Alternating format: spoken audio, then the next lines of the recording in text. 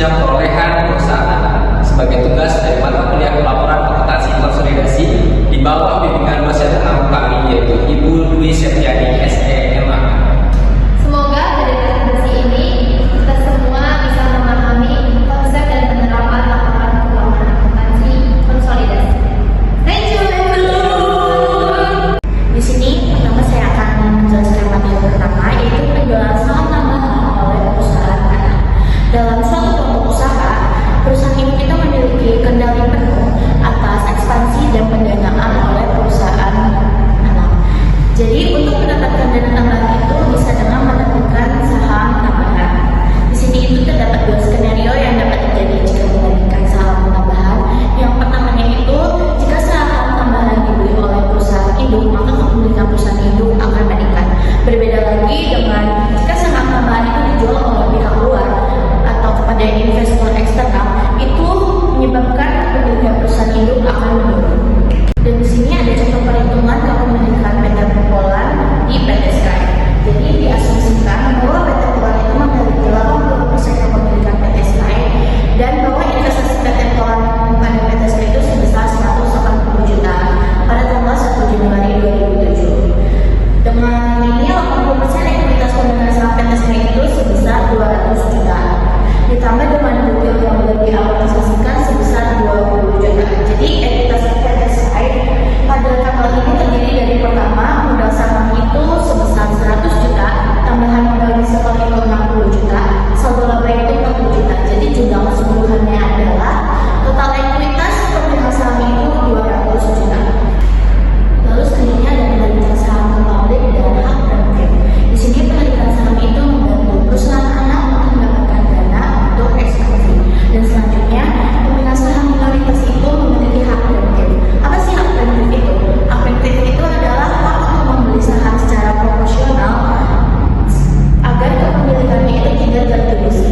Dan selanjutnya itu perusahaan anak itu tetap dapat mengumpulkan dana dari investor eksternal tanpa mengurangi kepemilikan saham lama.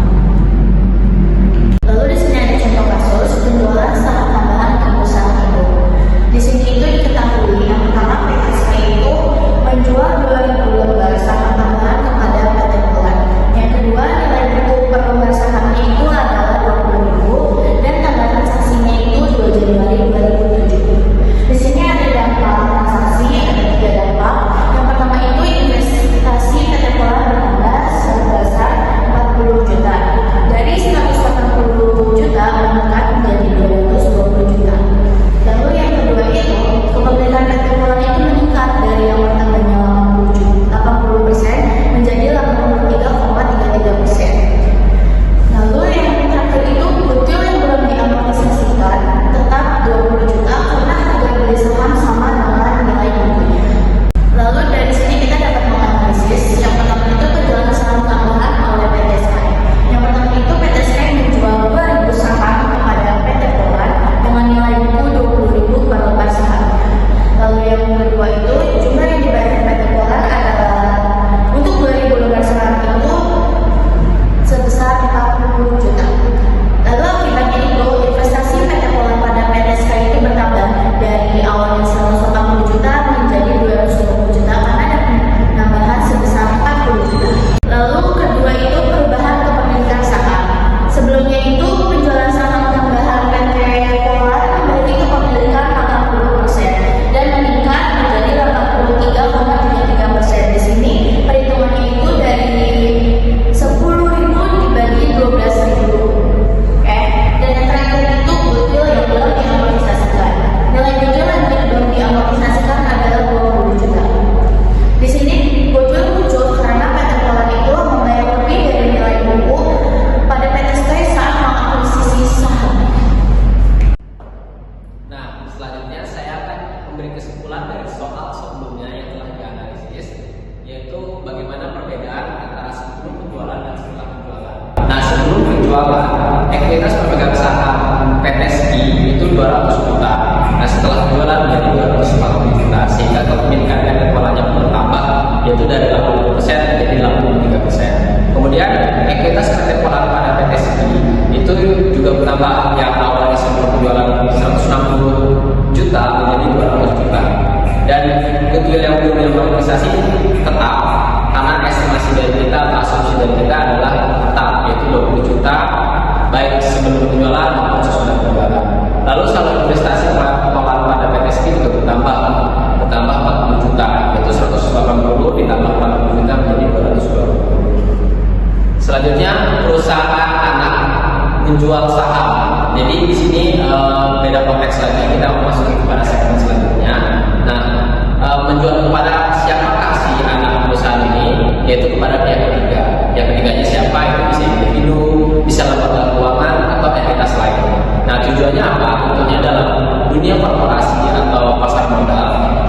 Jika ada perusahaan baik anak atau untuk menjual lembar sahamnya kepada pihak ketiga, tentu untuk kepentingan operasional, untuk kepentingan investasi lanjutan dan ekspansi perusahaan, tanpa bergantung pada perusahaan pemilik saham sebelumnya, maupun induk atau anak. Nah, dampaknya itu kepemilikan perusahaan itu bisa berkurang tergantung jumlah saham yang dijual. Nah, karena di sini disebutkan bisa berkurang, apakah bisa bertambah? Itu bisa. Apakah bisa sama saja tidak bertambah dan tidak berkurang? Itu juga bisa. Makanya di sini kita sajikan kasus, yaitu PT Polar memiliki 80% saham PTSP, atau kurang lebihnya adalah 8.000 dari 10.000 lembar saham. Nah, PTSP ini akhirnya dia menerbitkan lagi 2.000 saham tambahan, sehingga kepemilikan si PT Induk, yaitu PT Polar itu menjadi berkurang, ya, 80% menjadi 66,67, atau dapat dari 8.000 kepemilikan si PT Polar dibagi 12.000, karena dia menjual kembali 2.000, jadi totalnya 12.000 gitu ya. Nah, dampak hukum investasi PT Polar tergantung pada harga jual saham baru. Nah, di sini kita tentukan ada 3 skema atau 3 estimasi gitu ya. Nah, jika harga per lembar saham itu dijual 20.000, ada yang 35.000, ada yang 15.000. Nah, berikut penjelasannya. Nah, di sini karena tadi kita singgung berkurang kepemilikan PT Polarnya itu dari 80 menjadi 66,7, kita persimpel 66,7-nya menjadi 66,2/3%, ya, karena untuk mencari perhitungan yang lebih mudah. Nah, di sini kita bikin 3 skema tadi. Kalau kita jual di 20.000, nah, bagaimana perubahan ekuitasnya? Perubahannya adalah ekuitas pada PT Polar atau PT Polar pada PTSP itu setelah dan sebelum penerbitan itu sama saja. Jadi dia nggak menambah, nggak berkurang gitu ya. Lalu jika pada skema kedua, yaitu dijual pada harga 35.000, itu akan menambah 20 juta. Jadi yang awalnya sebelum penerbitan itu 60, maksudnya 160 juta menjadi 180, sehingga ada selisih 20 juta. Nah, tapi kalau kita jual di bawah dari 35 tadi, di sini kita asumsikan 15.000, itu akan mengurangi ekuitas dari PT Polar terhadap PTSP, itu selisihnya 6,667.